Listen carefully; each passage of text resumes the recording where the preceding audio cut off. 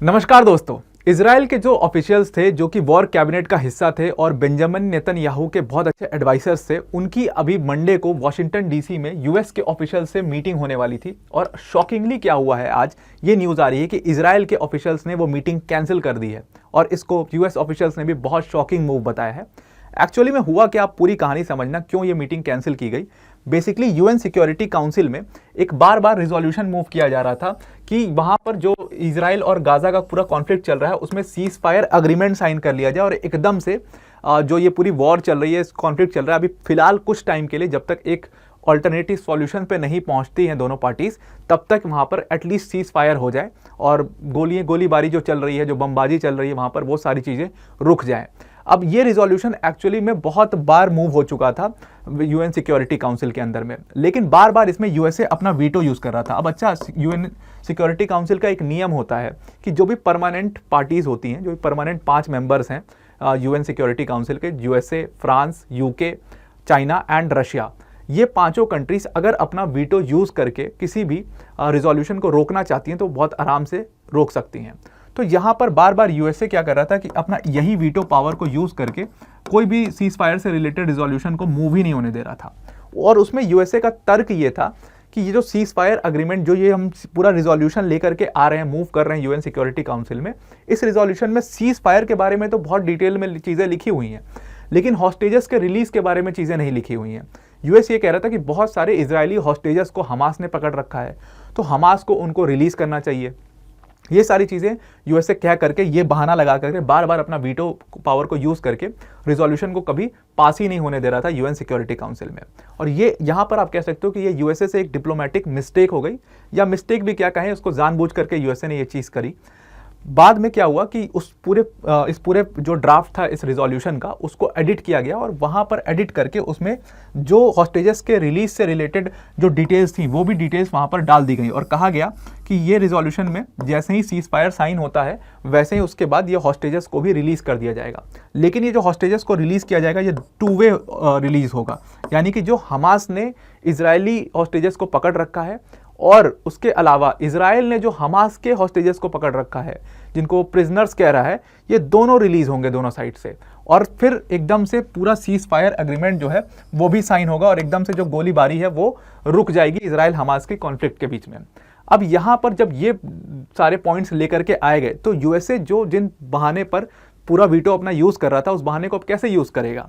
तो जाहिर सी बात है, क्योंकि वर्ल्ड के सामने तो यूएसए एटलीस्ट यही दिखाता है ना कि वो एक बहुत पीसफुल कंट्री है, तो वो सीज फायर को हमेशा प्रमोट ही करेगा। तो यहाँ पर यूएसए को एब्सटेन करना पड़ा वोट से।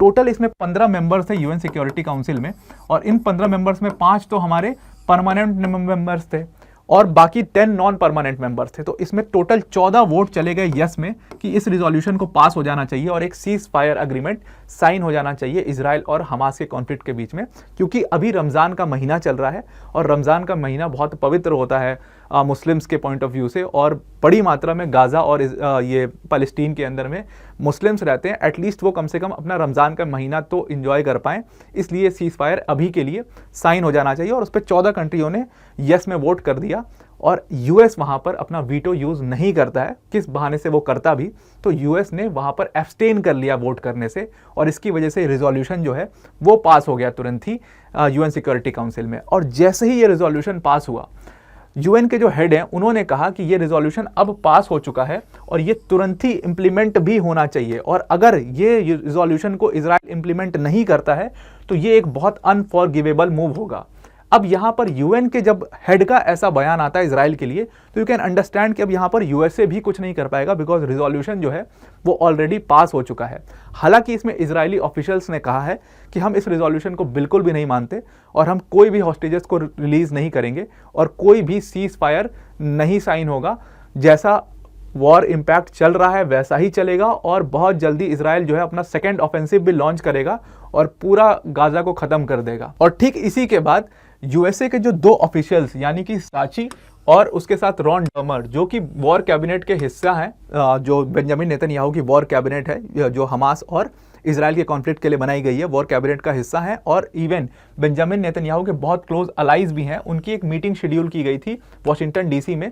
तुरंत ही प्रतिक्रिया स्वरूप बेंजामिन नेतन्याहू ने उस मीटिंग को कैंसिल कर दिया और इन दोनों को मना कर दिया है वहां पर जाने से। अब ये मीटिंग बहुत इंपॉर्टेंट थी, जैसा कि मैं बता रहा था, वहां पर डील होने वाले थे कि कैसे सेकंड ऑफेंसिव कैसे लेना है, या यूएसए के ऑल्टरनेटिव्स क्या हैं इस पूरे मामले में, क्योंकि यूएसए भी अब डायरेक्टली इन्वॉल्व हो चुका है रेड सी के अंदर में, जहाँ पे वो हमास से और हुदीज से लड़ रहा है उस तरीके से। तो वहाँ पर यूएस के ऑल्टरनेटिव्स क्या हैं, किस तरीके से इस सिचुएशन को और अच्छा किया जाएगा, कैसे बेटर किया जाएगा, ये सारी चीज़ों को लेकर के एक पूरी डील होने वाली थी, पूरा मतलब मीटिंग होने वाली थी काफ़ी डिटेल में। उस मीटिंग को कैंसिल कर दिया है। अब इसके रिस्पॉन्स में यूएस के जो सेक्रेटरी ऑफ स्टेट हैं एंटनी ब्लिंकन, उन्होंने कहा ये बहुत शॉकिंग मूव है।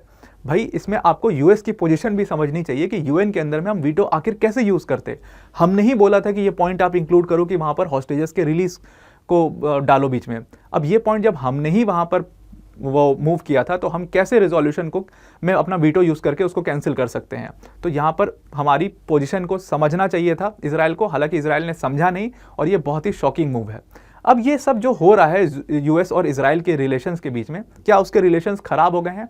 एक्चुअल में यूएसए और इजराइल के रिलेशन खराब नहीं हुए हैं।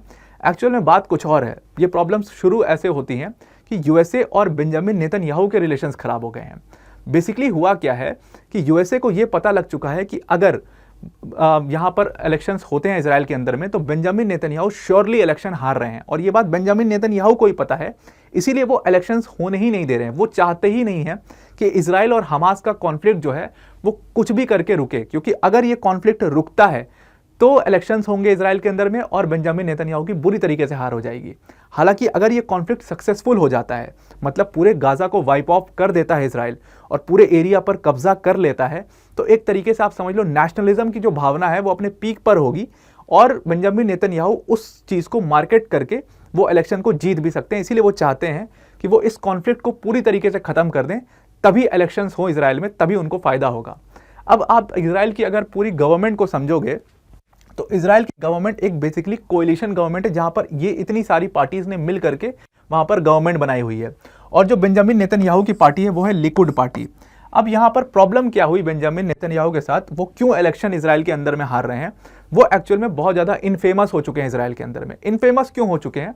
क्योंकि इजराइल के अंदर में जो ज्यूज रहते हैं, जिनको हारेडी ज्यूज कहते हैं, बेसिकली हारेडी ज्यूज बहुत ऑर्थोडॉक्स ज्यूज होते हैं, जो कि सिर्फ अपने रिलीजन से रिलेटेड किताबें पढ़ते हैं, अपने रिलीजन से रिलेटेड जो लिटरेचर है उसको पढ़ते हैं और हमारे रिलीजन में क्या क्या चीज़ें उसके ऊपर अध्ययन करते रहते हैं।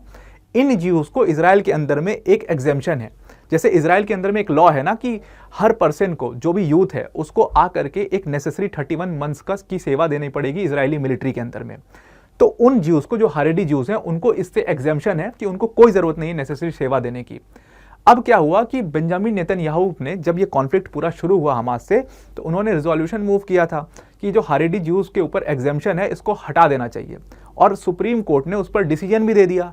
उस पर डिसीजन ये दिया कि हाँ, ये जो हारेडी ज्यूज के लिए एग्जेम्पशन है इसको हटा देना चाहिए और हारेडी ज्यूज को भी 31 मंथ्स की नेसेसरी सेवा, कंपलसरी सेवा देनी चाहिए इजरायली मिलिट्री में।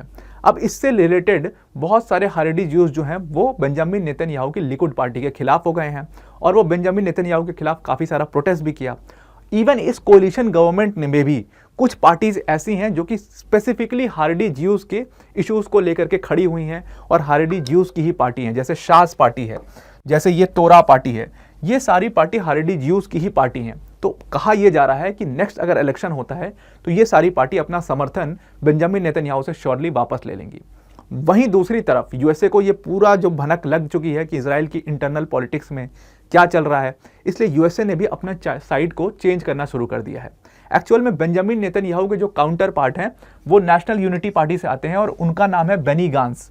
अब जो पूरा सर्वे किया गया है उसमें यह आ रहा है कि बेनी गांस की जो पार्टी है, जो कि नेशनल यूनिटी पार्टी है, और इवन बेनी गांस जो है वो बहुत फेमस भी हैं क्योंकि वो डिफेंस मिनिस्टर रह चुके हैं इजराइल के पहले, और उसके बाद अभी वॉर कैबिनेट में भी बहुत अहम भूमिका बेनी गांस निभा रहे हैं।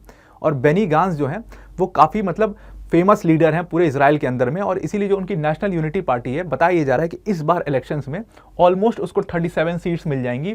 वहीं जो बेंजामिन नेतन्याहू की लिकुड पार्टी है उसको सिर्फ और सिर्फ 18 सीट ही मिलेंगी। और ये जो पूरा सर्वे का रिपोर्ट आया है ये एक्चुअल में यूएस ऑफिशियल्स भी देख रहे होंगे, तो उनको भी समझ में आ रहा होगा कि हमें तो विनिंग पार्टी की तरफ ही रहना है। और इसीलिए आप देखते हो कि बेनी गांस जो है वो जा करके यूएस ऑफिशियल से मिलते हैं, और ये एक बहुत अनऑफिशियल विजिट थी, बहुत अनऑथराइज विजिट थी। बेंजामिन नेतन्याहू को इस विजिट के बारे में पता ही नहीं था। जब ये पिक्चर सामने आई तो बेंजामिन नेतन्याहू की इस पर प्रक्रिया आई थी और इस पे ये प्रक्रिया बहुत गुस्सा हुए थे इस चीज़ को लेकर के वो कि यूएसए जो है वो अब साइड्स स्विच कर रहा है इजराइल के अंदर में, और वो बेनी गांस को सपोर्ट कर रहा है। और इसीलिए आप अभी जो न्यूज़ आपने देखी वो इसी कंटेक्स्ट में आई, यही सब प्रॉब्लम्स हैं उसकी, रूट प्रॉब्लम्स।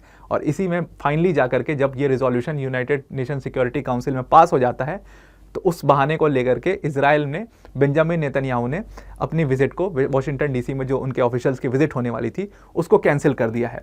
और Benjamin Netanyahu, I am sure कि वो इस यूएन के रिजोल्यूशन को बिल्कुल भी मानने वाले नहीं हैं। और अब जब वो इस पूरे रिजोल्यूशन को नहीं मानेंगे, तब लेट्स सी कि वो यूएस का क्या इसमें स्टेप होता है, फ्रांस का क्या स्टेप होता है, चाइना रशिया का क्या स्टेप होता है। ये बहुत इंटरेस्टिंग चीज़ होने वाली है इजराइल के अंदर में, और हो सकता है ये इजराइल की बहुत बड़ी एक डिप्लोमेटिक फेलियर के रूप में भी साबित हो सकती है। तो आई होप आपको ये पूरा मामला समझ में आ गया होगा। आज के लिए इतना ही। Thank you and have a nice day.